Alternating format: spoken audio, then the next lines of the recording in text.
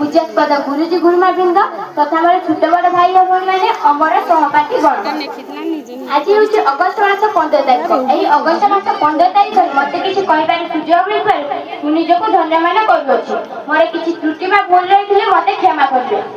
जो माटी आमको जन्म देती जो तिरंगा पताका आम गर्वर प्रतीक और जो स्वाधीनता अनेक अनेक वीर मैंने निजर प्राण बलिदान देते दिन टी आम स्मरण कर तिरंगा पताका एकत्रित हो स्वाधीनता केवल आम परिचय हुए आम गर्व एवं कर्तव्य। स्वाधीनता केवल मागिले मिले त्याग संघर्ष एवं साहस द्वारा अर्जन कराए।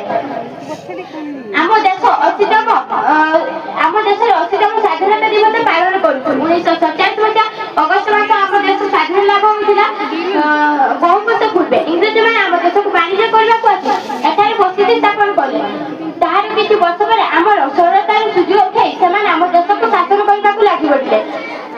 यही स्वाधीनता आम सहजे पाई नी पचर अनेक वीर मान त्याग संघर्ष एवं बलिदान रही से त्याग संघर्ष जो आम स्वाधीन भारत मुक्त पाई स्वाधीन भारत स्वाधीन वर्षर भारतीय मैंने शुणे महत्व कथा देश मातृकार करने बलिदियो निज मथा। जड़े छात्र छात्री हिसाब से आम कर्तव्य है देशर उन्नत करवा देशर सेवा करवा गुरुजन शिक्षक को सम्मान देवा शांति शृंखला रक्षा करवा परिवेश को सुरक्षा करवा। आज छात्र छात्री आसंता कालीन शिक्षक डॉक्टर वैज्ञानिक एवं देशर नेतृत्व नेबे।